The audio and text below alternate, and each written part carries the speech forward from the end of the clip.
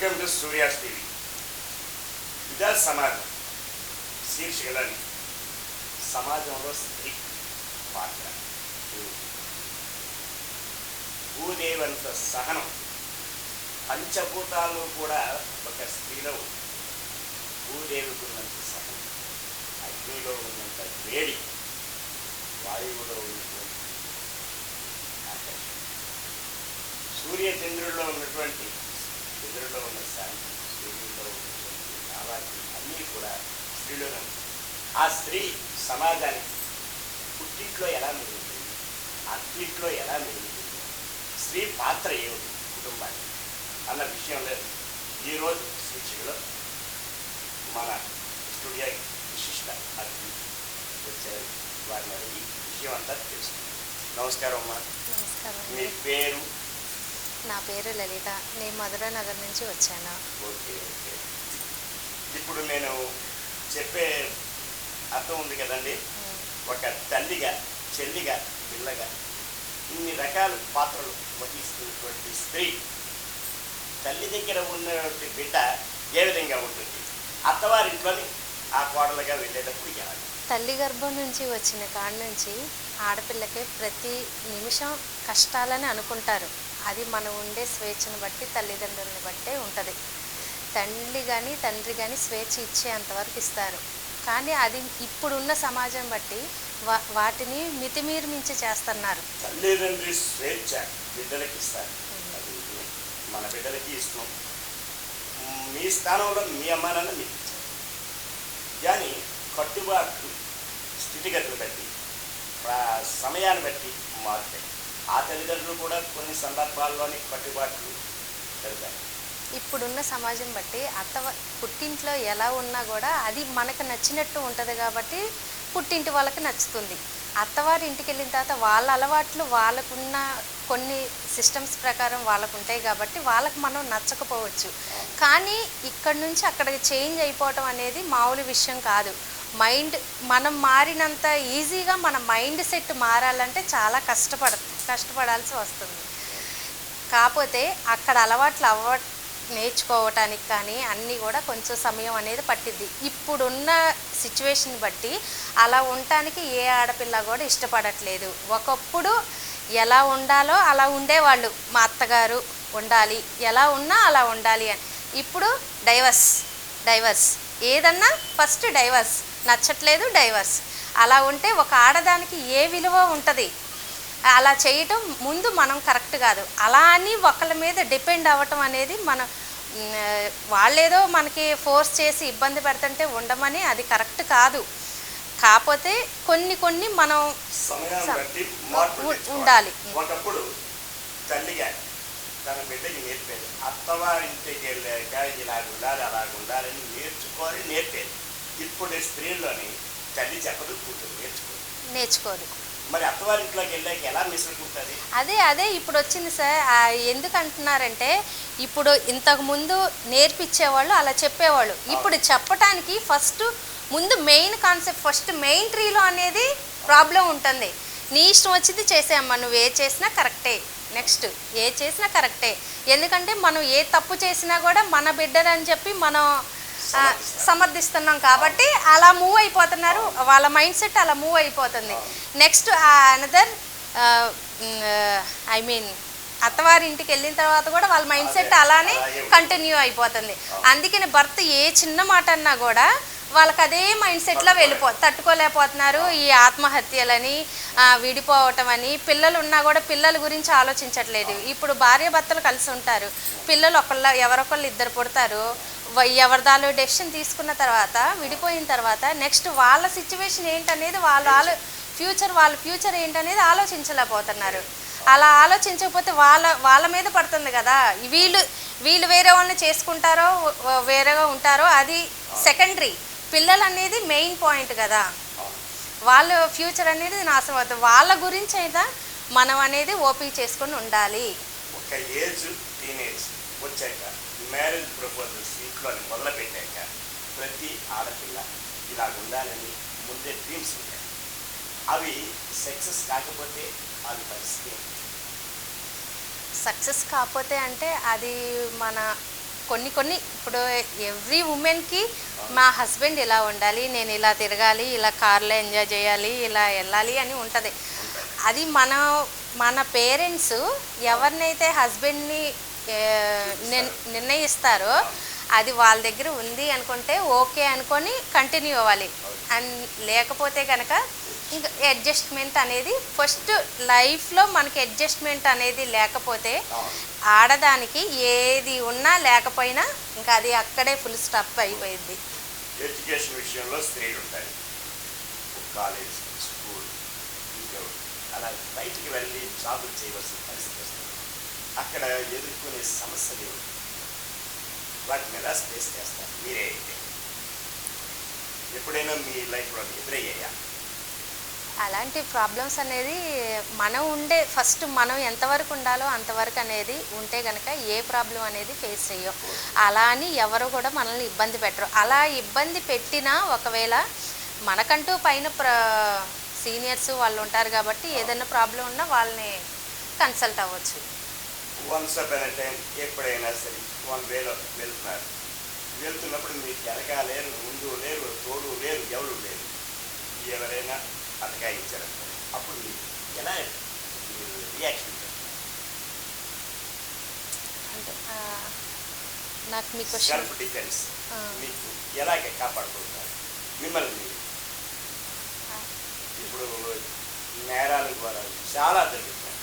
బయట ఉద్యోగంలో అయితేనేమి, బయట ఎక్కడైనా సరే స్త్రీకి ప్రతి చోట ఇబ్బందులు ఎదురవుతాయి. ఆ ఇబ్బందుల్ని ఎదుర్కోవడానికి సమయానికి ఫోన్లు అందుబాటులో, బాస్ లేరు, లేకపోతే సుపీరియర్ లేరు, హస్బెండ్ లేరు, అప్పుడు మీకు ఎదురయ్యే సమస్యకి మన మీదకి ఎవరైనా వస్తున్నారంటే ముందు మనలో సెల్ఫ్ కాన్ఫిడెన్స్ అనేది ఎక్కువ ఉండాలి. ఎందుకంటే ప్రతిదానికి మనం భయపడితే ఇంకా మనల్ని వాళ్ళు భయపెట్టిస్తారు.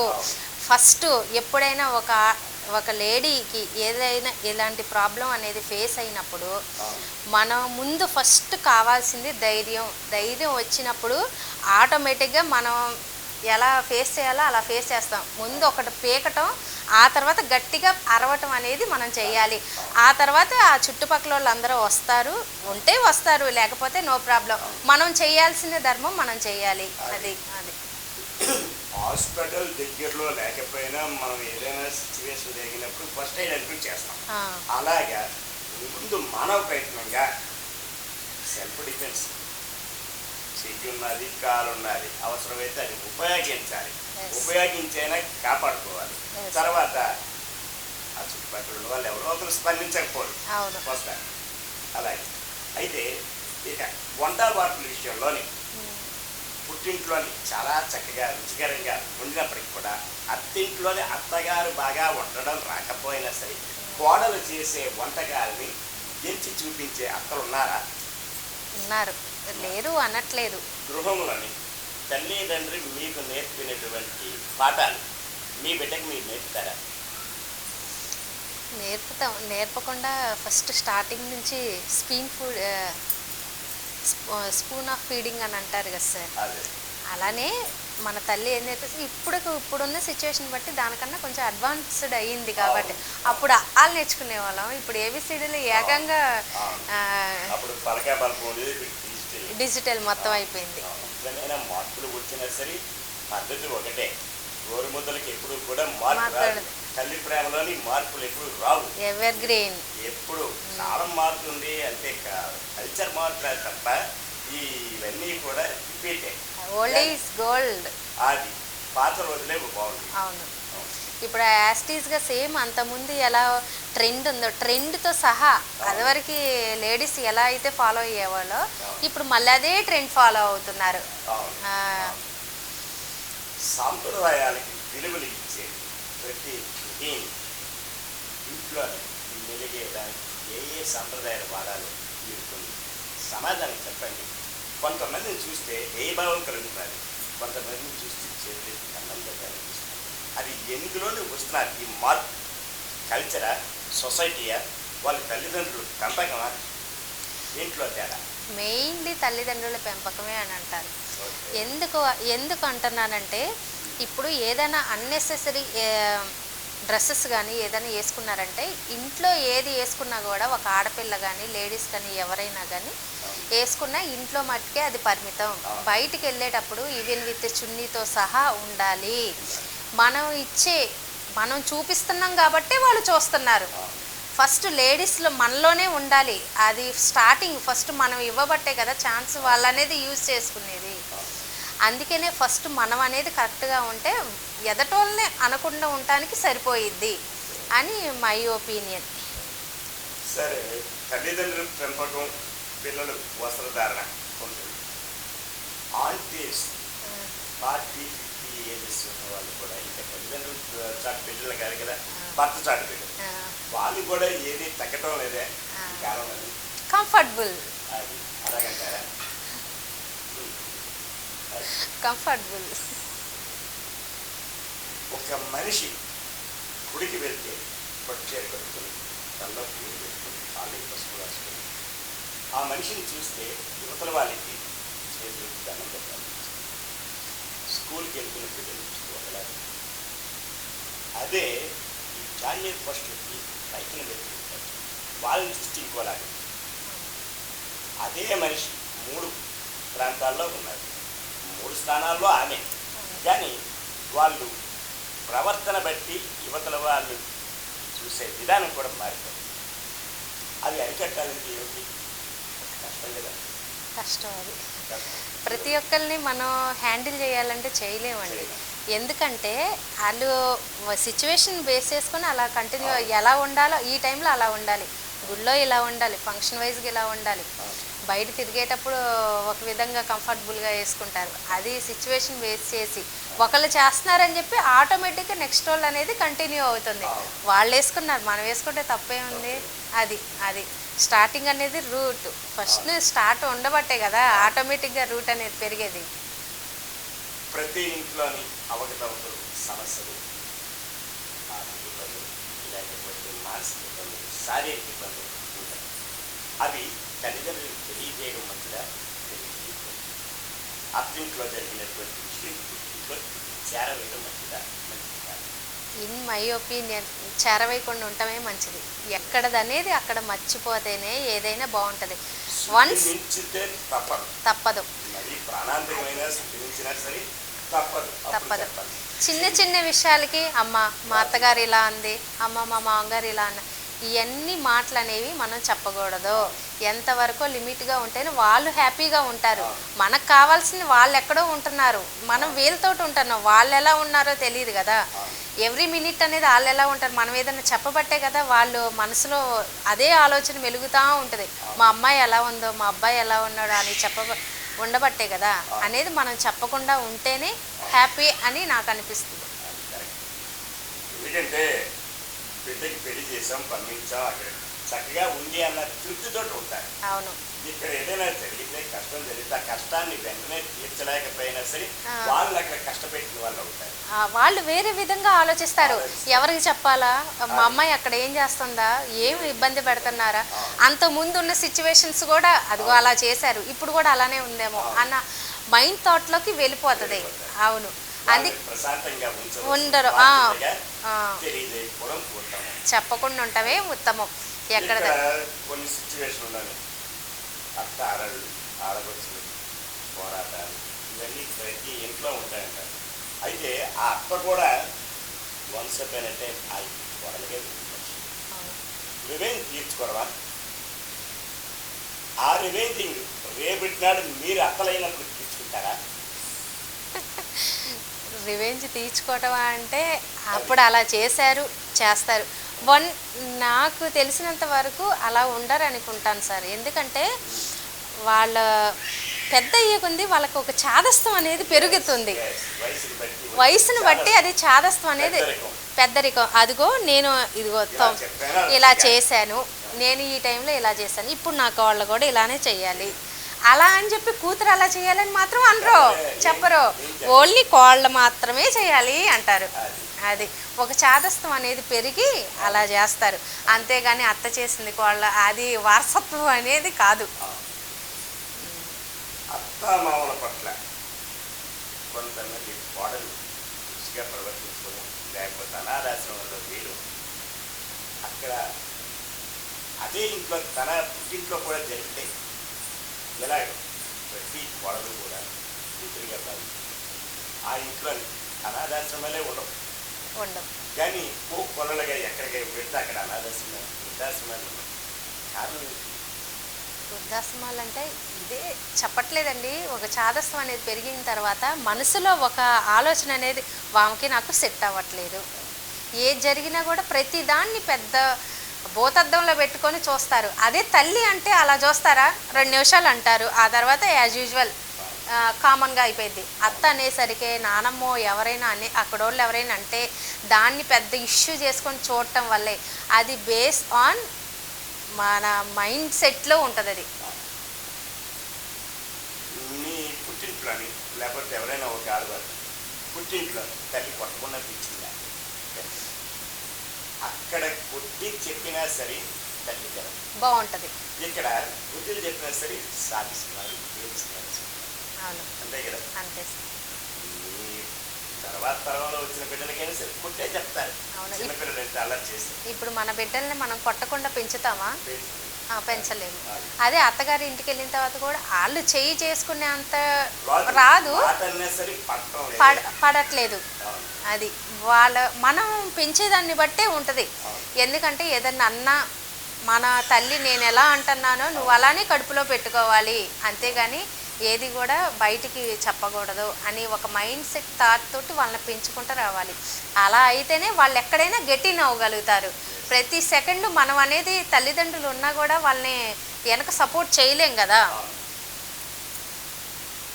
ఎక్కువ పూర్వకాలంలో స్త్రీ చదువుకునేది కాదు, పండిట్ చాకిరి వ్యవసాయదారులు లేకపోతే ఏదో పునవృత్తులు చేసుకునే వాళ్ళకి కొడలుగా వెళ్ళినటువంటి వ్యక్తి ఆ ఇంటిని బాధికి వంట వర్కులు, ఆ చావిడి ఉంచుకోవడాలు, చాకిరీలు అన్నీ చేసుకుని ఎన్నో మాటలు ఇబ్బందులు, బిల్లులతో నీళ్లు మోసుకొని ఇన్ని రకాల కష్టపడినా అత్త ఆ రోజుల్లోనైతే గుడ్డు చాకరీ చేసిన వ్యక్తులు కూడా గుడ్డులా కొట్టేవారు.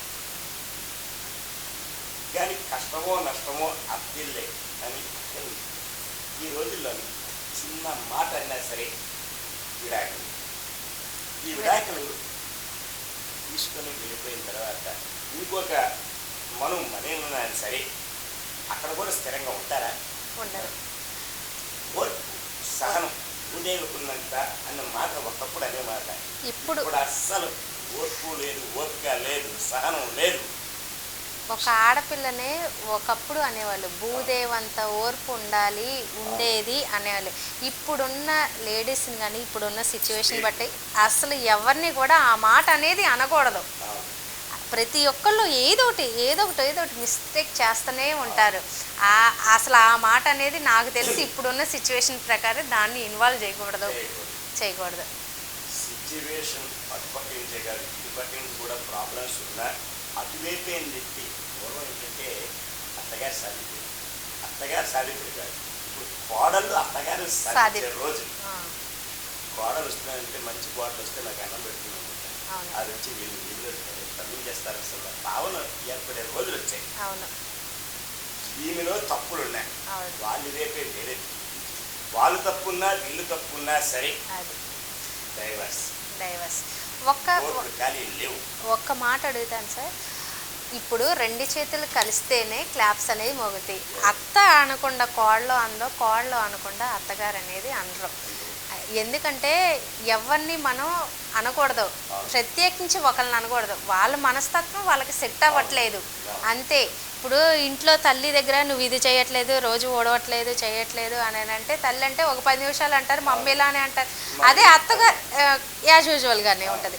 అదే అత్తగారు అనేసరికి దాన్ని పెద్ద ఇష్యూ చేసి దాన్ని పెద్ద ఇంకా అదే క్రియేట్ చేస్తారు.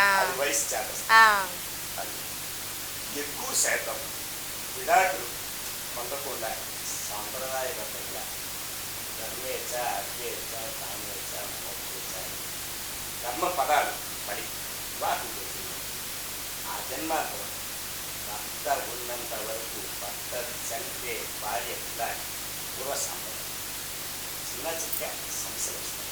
వచ్చినా సరే చిన్న మాటకి కూడా విడపాపం. ఎక్కడ చూసినా సెకండ్ మ్యారేజ్కి వెళ్ళినా సరే సమస్యలు ఉంటాయా?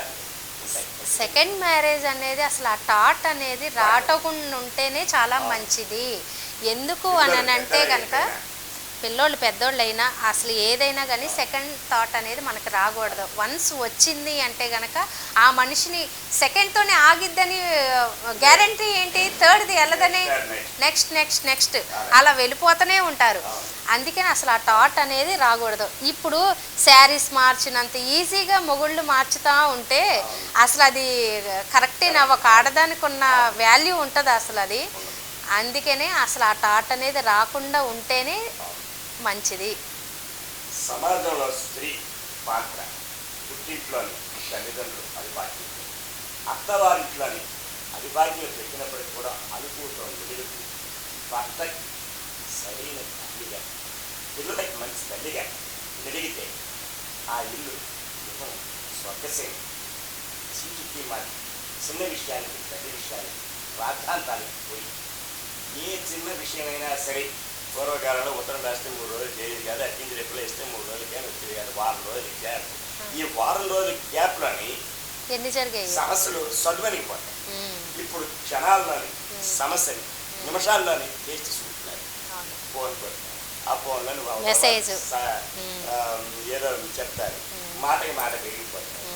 ఇలాగే ఇలా కాకుండా సమాజంలో స్త్రీ ఎప్పుడు కూడా ప్రతిదీ కూడా ఊదేవి ఆడటమాటగా ప్రతి విషయంలో కూడా స్త్రీకి ఉచిత స్థానం ఏర్పరిచారు. ఆ స్థానాన్ని పెట్టుకోకుండా మార్గదర్శకురాలుగా ఉంటే సమాజం ఎంతో మేలుకొని. ఈరోజు ఇలాంటి సమాజంలో స్త్రీ గురించి తెలుసుకున్నాం. మరొక రోజు నేటి రాజకీయాల మీద స్త్రీ పాత్ర ఏమిటో